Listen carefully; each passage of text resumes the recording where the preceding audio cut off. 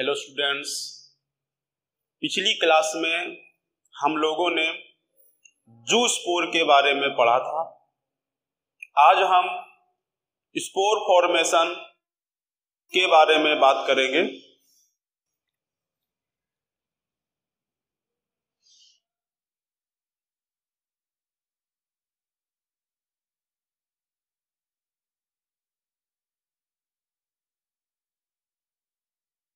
ये फंगी है। फंगी में बहुत न्यूमेरस स्पोर्स बनते हैं और स्पोर के थ्रू वो रिप्रोडक्शन करते हैं। जैसे आज हम एक फंगी के बारे में बात करते हैं जिसका नाम है राइजोपस।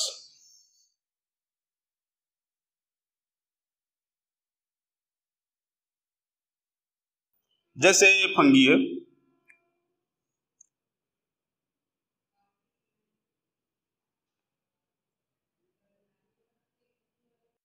यहां से स्पोरेंजियोफोर निकलते हैं।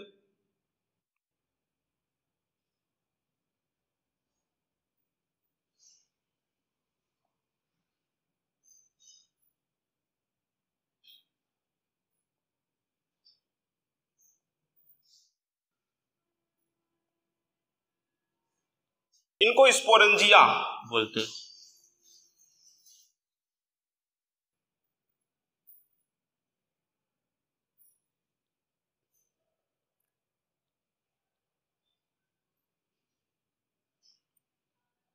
स्पोरेंजियोफोर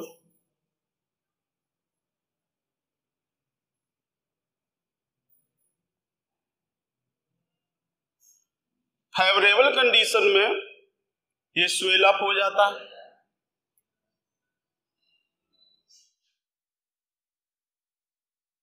इनका प्रोटोप्लाज्म डेंस हो जाता है।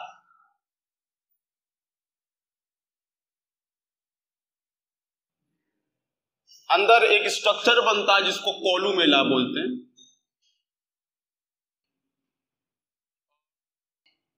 यहां पर स्पोर बनता है।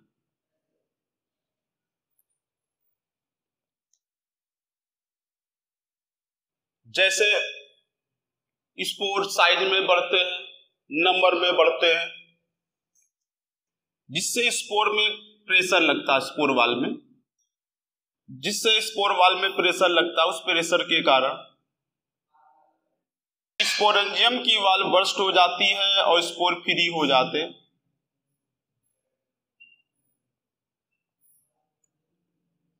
फिर जो स्पोर है इसका जर्मिनेशन होता है।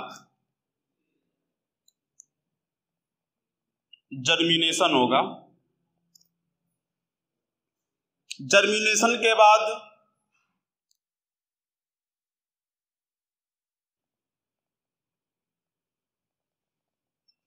जर्मिनेशन के बाद ये माइसिलियम बनाते हैं, न्यू माइसिलियम।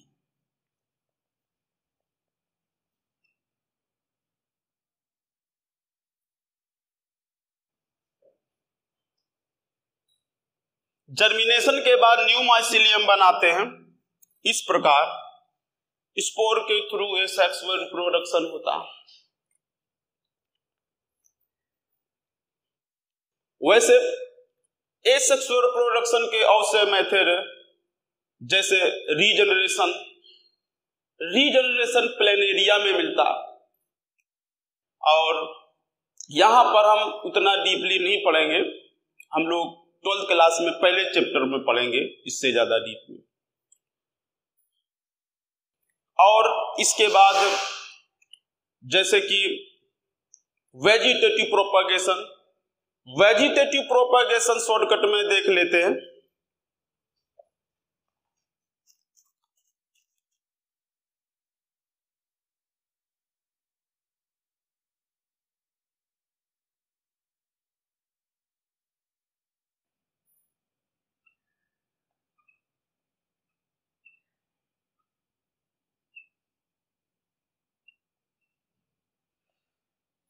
वेजिटेटिव प्रोपागेशन के दो मेथड है, एक नेचुरल, एक आर्टिफिशियल। नेचुरल, एक आर्टिफिशियल। नेचुरल में by root, by stem,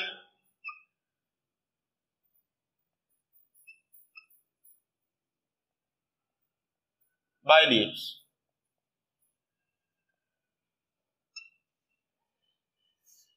artificial cutting, grafting, layering, cutting, grafting, layering, ऐसा है। सेक्सुअल रिप्रोडक्शन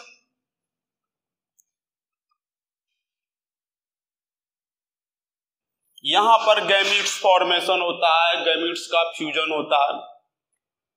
तो सेक्सुअल रिप्रोडक्शन में क्या है, गैमीटोजेनेसिस होता है, गैमीट्स ट्रांसफर होता है,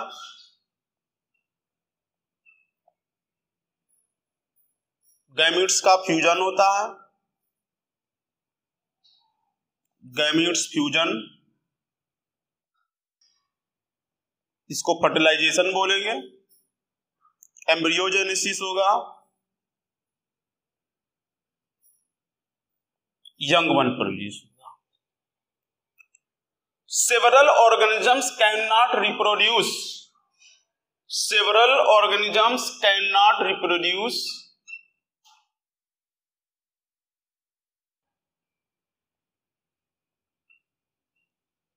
several organisms cannot reproduce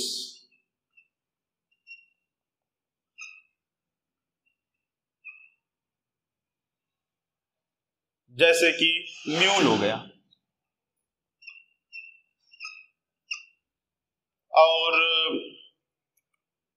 sterile mail हो गए, ह्यूमन स्टेराइल ह्यूमन कपल हो गए।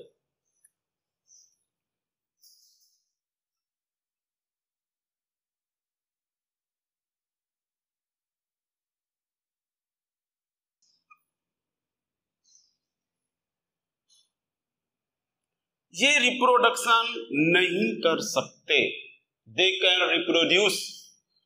तो इस प्रकार reproduction is not defining property.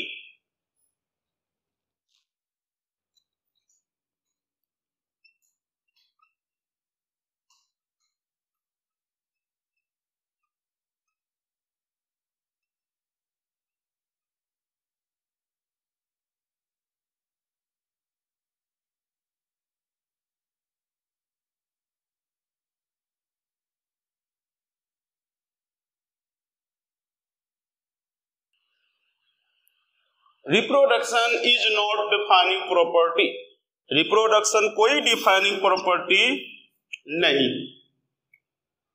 अब हम तीसरे स्टेप में चलते हैं, metabolism. What is metabolism?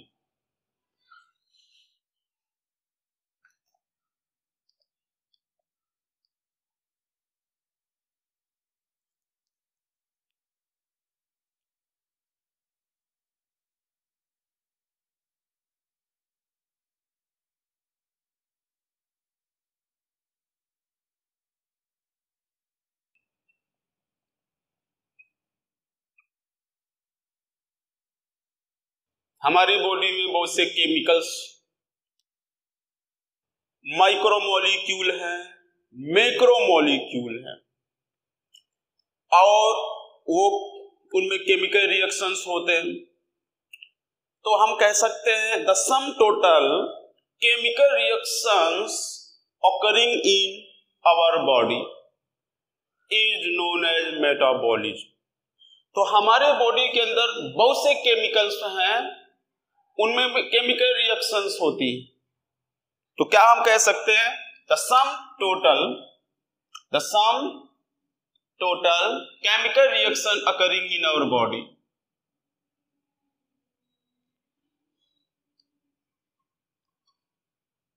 Chemical reactions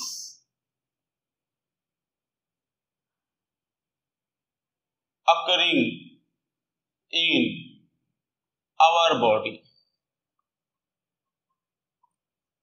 हमारी बॉडी के अंदर जो भी केमिकल रिएक्शंस होती हैं उनको मेटाबॉलिज्म कहते हैं। The sum total chemical reactions occurring in our body, उसको मेटाबॉलिज्म कहते हैं, मेटाबॉलिज्म कहेंगे। यहां मेटाबॉलिज्म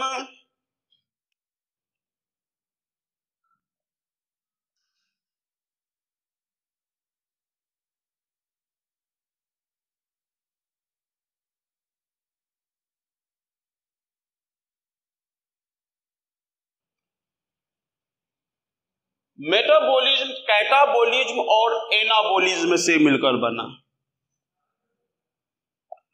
कैटाबॉलिज्म प्लस एनाबॉलिज्म से मिलकर बना। कैटाबॉलिज्म और एनाबॉलिज्म से मिलकर बना। देखिए कैटाबॉलिज्म का मतलब क्या है? कैटाबॉलिज्म,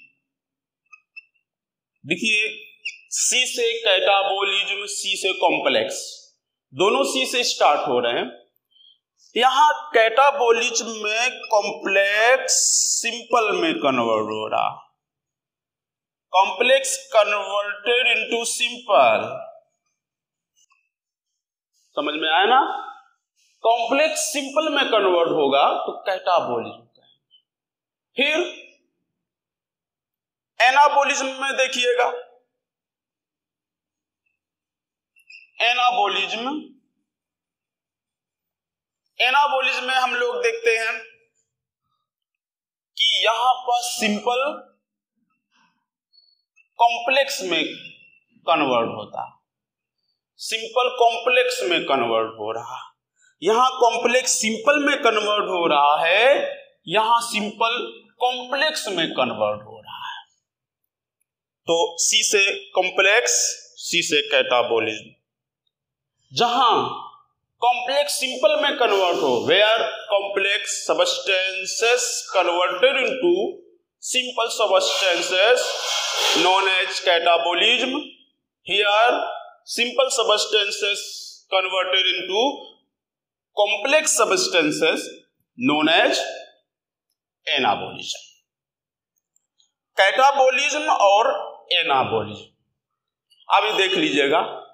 सिंपल कॉम्प्लेक्स में कैसे कन्वर्ट होगा, कहां पर होगा? सिंपल कॉम्प्लेक्स में कन्वर्ट होगा, और यहां कॉम्प्लेक्स सिंपल में कन्वर्ट होगा। तो हमारे बॉडी के अंदर ऐसा ही तो होता, पहले कॉम्प्लेक्स सिंपल में चेंज होता, फिर सिंपल फिर कॉम्प्लेक्स में चेंज होता, फिर कॉम्प्लेक्स फिर सिंपल में चेंज होता। कैसे? हमने खाना खाया, दाल रोटी सब्जी चावल, तो उसमें मैक्रोमोलिक्यूल है, माइक्रोमोलिक्यूल है, बायोमोलिक्यूल है। सपोज दैट कार्बोहाइड्रेट, तो कार्बोहाइड्रेट डाइजेशन के बाद किस में चेंज होगा? डाइसैकेराइड में चेंज होगा या मोनोसैकेराइड में चेंज होगा? डाइसैकेराइड में या मोनोसैकेराइड में चेंज होगा। सपोज दैट मोनोसैकेराइड में ग्लूकोज के रूप में कन्वर्ट हुआ, तो ग्लूकोज का एब्जॉर्प्शन होता, फिर ये ग्लूकोज ब्लड के थ्रू सेल्स में पहुंचते हैं। अब वहां पर देखिए इसका ऑक्सीडेशन होता है, ऑक्सीडेशन होने के बाद फिर एटीपी के रूप में एनर्जी बनती है, एटीपी के रूप में एनर्जी बनी। अब एटीपी का बॉन्ड टूटता है, एनर्जी रिलीज होती है, वो एनर्जी वाइटल एक्टिविटी में काम में आती है। तो देखिए दो प्रोसेस यहां पर हो रहे हैं, एक तो एनर्जी रिलीज कर रहा है, दूसरा एनर्जी कन्वर्ट कर रहा है। एक में एनर्जी रिलीज हो रही है, दूसरे में एनर्जी कन्वर्ट हो रही है। तो दो ही प्रोसेस हमारे बॉडी के अंदर होते हैं, दो प्रोसेस मेन, एक एनर्जी रिलीज कर रहा है, दूसरी एनर्जी स्टोर कर रहा है, और दोनों को मिला दिया जाए तो हो गया मेटाबॉलिज्म। तो इस प्रकार अगर मेटाबॉलिज्म के लिए कहा जाता है तो मेटाबॉलिज्म केवल लिविंग में ही होता है, नॉन लिविंग में मेटाबॉलिज्म नहीं होता। तो यहां पर मेटाबॉलिज्म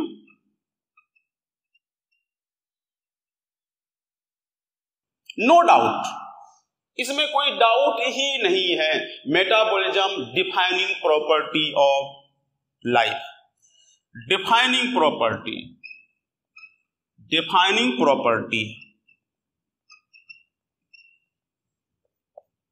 मेटाबॉलिज्म डिफाइनिंग प्रॉपर्टी है अपना स्वयं का सेल होना, स्वयं का सेल। अब देखिए वायरस के पास स्वयं का सेल नहीं है, वायरस के पास भी जेनेटिक मटेरियल है, वायरस के पास कैप्सिड है, स्वयं का सेल नहीं है, इसीलिए उसको हम लिविंग सेल के बाहर नॉन लिविंग कंसीडर करते हैं। अपना स्वयं का सेल होना चाहिए। लिविंग कौन? जिसमें मेटाबॉलिज्म भी हो, उस अपने सेल के अंदर मेटाबॉलिज्म हो, किसी पराये सेल के अंदर ना हो। अपने से अपना जेनेटिक मटेरियल भी हो तो अपनी सेल के अंदर। वायरस के पास जेनेटिक मटेरियल है, फिर भी लिविंग क्यों नहीं बोल रहे हैं? क्योंकि इसके पास सेल नहीं है। इस प्रकार लिविंग कौन? जिसके पास मेटाबॉलिज्म है और स्वयं का सेल है, तो उसको हम लोग लिविंग बोल सकते हैं। अब एक पॉइंट आता है कॉन्शियसनेस। कॉन्शियसनेस क्या? देखिए बोर्ड पर कॉन्शियसनेस।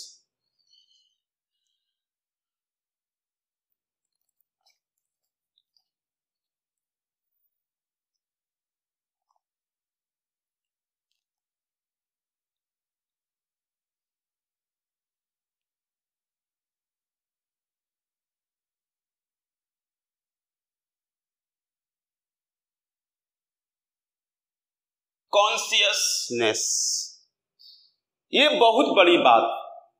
लिविंग के बारे में, ह्यूमन बीइंग में पढ़ना बहुत कठिन बात है, ये समझना भी बहुत कठिन है। जैसे एक पेशेंट है, वो हॉस्पिटल में है और वो कोमा में आप सब जानते हैं। आप बताइए, क्या उसका बॉडी में मेटाबॉलिज्म नहीं है? वो कोमा में है तो उसको लिविंग कंसीडर करोगे कि नॉन लिविंग कंसीडर करोगे? ये बहुत बड़ी बात हो गई, इसको समझना। अब देखिए, सबसे पहले हम कॉन्शियसनेस के बारे में बात कर लेते हैं। हमारे बॉडी में जो न्यूरॉन्स हैं वो नर्वस सिस्टम बनाते हैं। हमारे पूरे बॉडी में नर्व्स का जाल है, और ये जो नर्व्स होते हैं ये बाहर के स्टिमुली को एक्सेप्ट करते हैं, बाहर के स्टिमुली को एक्सेप्ट करते हैं। ऐसे किया, ये एक्सटर्नल स्टिमुली है तो इस न्यूरॉन ने एक्सेप्ट किया, न्यूरॉन ने इसको इंपल्स में चेंज कर दिया, न्यूरॉन ने इसको इंपल्स में चेंज कर दिया। इस इंपल्स को कौन सा नर्व ब्रेन तक ले जाने का काम करेगा? देखिए इसमें भी बात है, ए से अफरेंट और ई से इफरेंट। एफरेंट क्या करेगा? ऐसे मैसेज ले जाएगा, और इफरेंट कैसे करेगा? वापस लाएगा। एफरेंट इफरेंट, तो आप यहां तक नहीं सोचने का है। इंपल्स नर्व्स के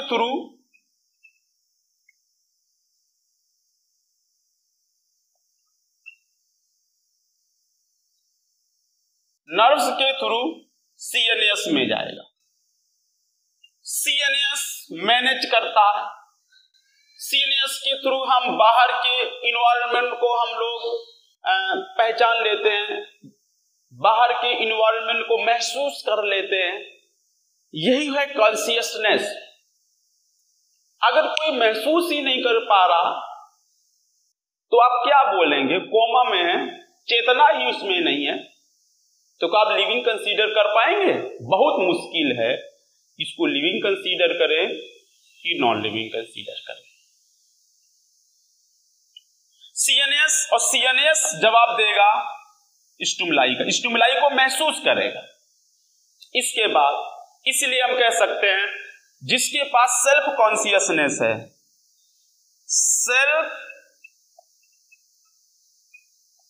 कॉन्शियसनेस, दूसरे का कॉन्शियसनेस नहीं है, सेल्फ कॉन्शियसनेस है, विच हैव सेल्फ कॉन्शियसनेस, इसके पास स्वयं का कॉन्शियसनेस है।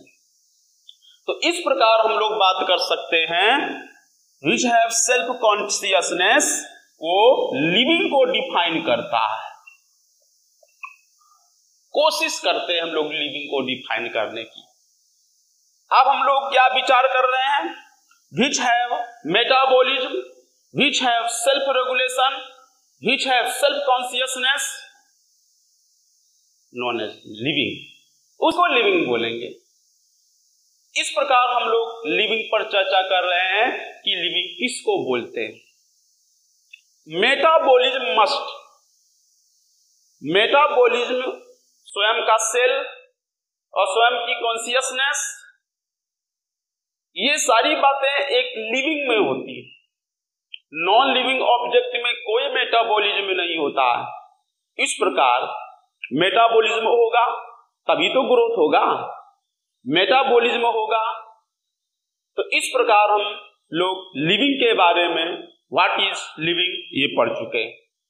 अब हम लोग स्टार्ट करेंगे बायोडायवर्सिटी। नेक्स्ट टॉपिक है बायोडायवर्सिटी।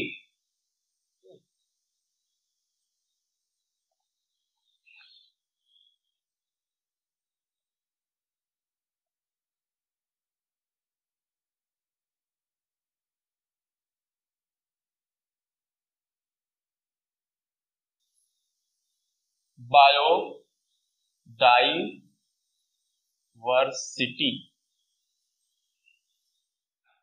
लिविंग पढ़ने के बाद हम लोग बायोडायवर्सिटी की तरफ चलते हैं। बायोडायवर्सिटी का मतलब होता है वैरायटी।